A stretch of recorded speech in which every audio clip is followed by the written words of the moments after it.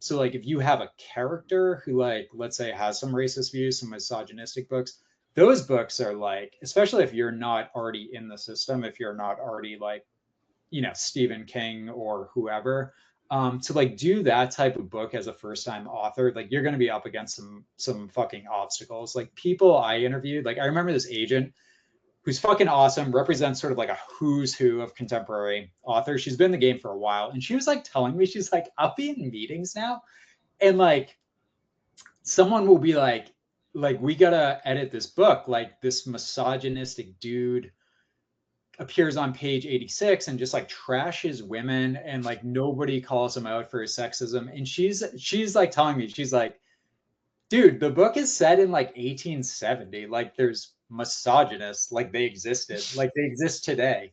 But there's this idea that if you are to include them, which itself is you're already overcoming a barrier, Mm. because the publishers themselves know how dumb people are on social media. So like they'll tell me, they'll be like, even though this book is super progressive, it has, you know, a misogynistic character in the draft, and we got to remove the character because we're worried that someone will just screenshot that bit of dialogue, put it on Twitter, and then the book itself gets, criticized for being sexist or whatever. So basically, like, if you somehow manage to include like a super racist character, like sexist character, they have to like get their comeuppance in the story.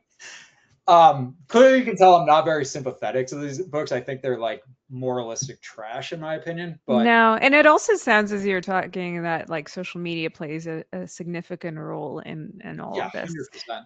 because it gives a lot more power to maybe what is a fringe, right? Because if you went and complained about the book because you're like, oh, there's this racist character in the book, like, okay, you told a couple of your friends, but now things go viral because, Yeah.